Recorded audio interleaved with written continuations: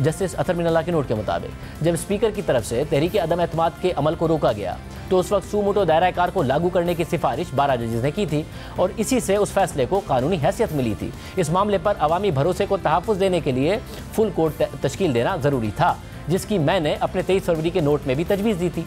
जैसे अतर मिनल्ला के नोट के मुताबिक एक और पहलू अहम है जिसे नज़रअंदाज नहीं किया जा सकता और वो सियासी स्टेक होल्डर्स का कंडक्ट है। इस वक्त मुल्क में एक ख़तरनाक सियासी माहौल है और इत्तफाक़ राय पैदा करना तो अपनी जगह, इस वक्त तो ये बात भी नाकाबिल फ़हम है कि सियासी जमातें डायलॉग करने पर रज़ामंद हो जाएँ, बजाय इसके कि अपोजिशन मेंबर की आइनी जिम्मेदारी पूरी की जाती। एक सियासी हिकमत अमली के तौर पर मजमूई तौर पर इस्तीफ़े दे दिए गए। पहले आइनी अदालत को मजबूर किया गया कि वो स्पीकर को मजबूर करें कि इस्तीफ़े कबूल किए जाएँ, और जब इस्तीफ़े कबूल कर लिए गए तो फिर अदालतों से रुजू किया गया कि इस्तीफ़े कबूल करने के फैसले को मुस्तरद किया जाए। सियासी स्टेक होल्डर की तरफ से सूबाई असम्बलियों को एक सियासी हिकमत अमली के तहत तहलील करना सवालात उठाता है। क्या ऐसा कंडक्ट आइनी जमहूरियत की स्कीम के मुताबिक है? क्या ये अपने आप में आइन की खिलाफ वर्जी नहीं है? क्या अदालत को अपना फोरम सियासी हिकमत अमलियों को आगे बढ़ाने के लिए इस्तेमाल होने देना चाहिए, या खुद को ऐसे कंडक्ट की हौसला अफजाई करते हुए खुद को सामने लाना चाहिए? क्या अदालत को सियासी स्टेक होल्डर्स की तरफ से फोरम शॉपिंग का नोटिस नहीं लेना चाहिए, जहां एक ही वक्त में हाई कोर्ट्स और सुप्रीम कोर्ट के दायरा कार को लागू किया गया? इस अदालत को ऐसा नहीं दिखना चाहिए कि वो सियासी स्टेक होल्डर्स की सियासी हिकमत अमलियों को आगे बढ़ा रही है, और ये अदालत ऐसा कर भी नहीं सकती है।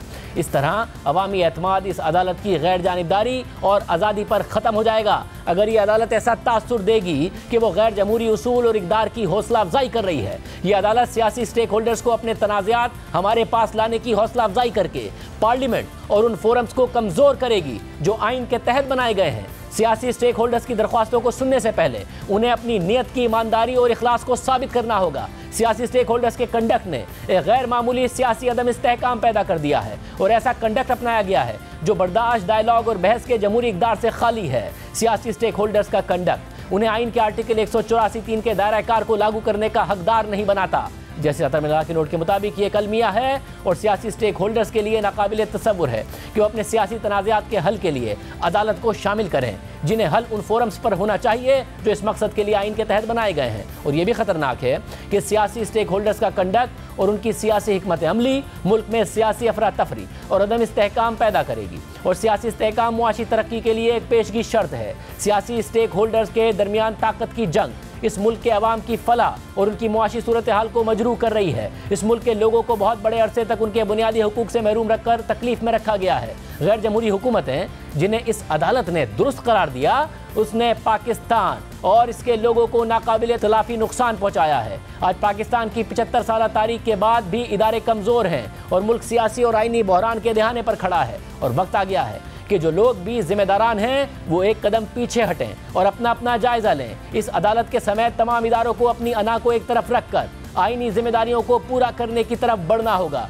अपने इदारे की बात करते हुए मैं ये कहूँगा कि ये वाज़ेह है कि हमने अपने तारीख माजी से कोई सबक नहीं सीखा। हम माजी के फैसलों को तो मिटा नहीं सकते, लेकिन ये कोशिश ज़रूर कर सकते हैं कि अवामी एतमाद को बहाल किया जाए ताकि माजी को कुछ हद तक भुलाया जा सके। जब सियासतदान मुनासिब फोरम्स पर रुजू करने के बजाय अपने तनाज़ात इस अदालत में लेकर आएंगे तो वो केस या तो जीत जाएंगे या हार जाएंगे, लेकिन लामुहाला ये अदालत ही लूज़र होगी।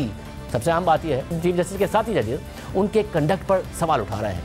आज जस्टिस अतर मिनल्ला ने अपने नोट में वाज़ेह किया है कि चीफ जस्टिस का खुद नोटिस 4-3 की अक्सरियत से मुस्तरद हो गया था, उन्हें बता भी दिया गया था। साथ ही उन्होंने वाज़ेह किया है कि उसको नोटिस की समाज से उन्होंने खुद को अलग नहीं किया था, मगर उन्हें फिर भी बेंच में शामिल नहीं किया गया, चीफ जस्टिस ने अलग कर दिया।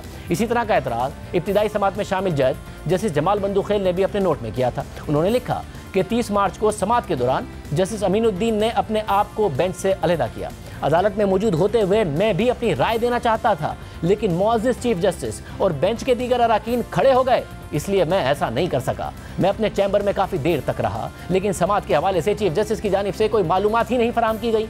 जब मैं अपने घर पहुंच गया तो मुझे 30 मार्च की तारीख का ऑर्डर मौसूल हुआ जो चीफ जस्टिस ने बेंच का हिस्सा होते हुए मुझे दस्तखत के लिए भेजा था।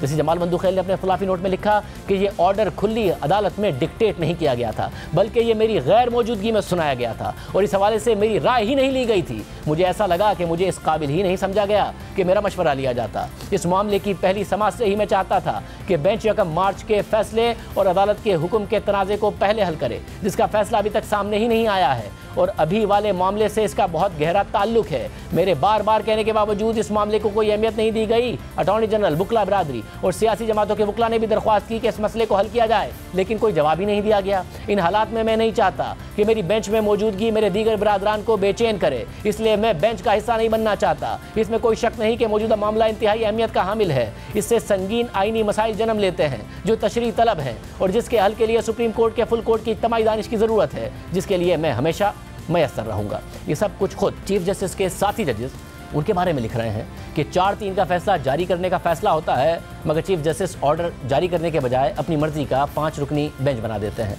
जिस जज ने खुद को अलग ही नहीं किया उन्हें बेंच से अलग कर देते हैं और फिर रहे सहे 5 रुकनी बेंच में से भी जस्टिस अमीनुद्दीन खुद को अलग कर लेते हैं। जस्टिस जमाल मंदुखेल शिकायत करते हैं कि मुझसे मुशावरत के बगैर कोर्ट ऑर्डर लिख दिया गया, हालांकि मैं इंतजार करता रहा, और फिर वो भी एहतजाजन अलग हो जाते हैं। मगर चीफ जस्टिस 3 रुकनी बेंच के साथ समात आगे बढ़ा देते हैं। दीगर सियासी जमातों के वकला को नहीं सुनते मगर असद उमर को बुलाकर सुन लेते हैं और फिर 3-0 का फैसला दे देते हैं। ये सब अदालत के अंदर हो रहा है और अदालत के अंदर से आवाज़ें उठ रही हैं।